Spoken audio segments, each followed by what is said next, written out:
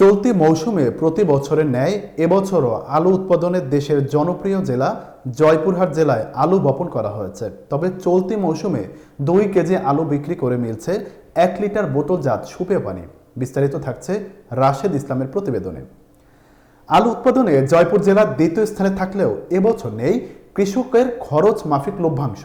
গত কয়েক বছরের তুলনায় অন্যান্য জেলাগুলোতে আলুর ব্যাপক দাম পাওয়ার আশায় অতিমাত্রায় আলু বপনের জন্য দাম নিয়ে শঙ্কায় পড়েছে জয়পুরহাট জেলার কৃষক।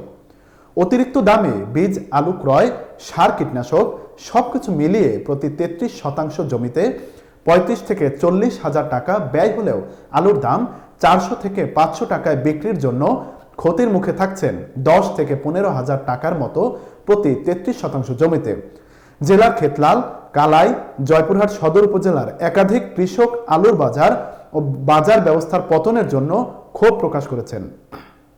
খাচ্ছে ফলন কম হলে গত 3 বছরের তিন বছরে কিছু স্বাবলম্বী হয়েছে, এখানে তো কিছু করা পারে।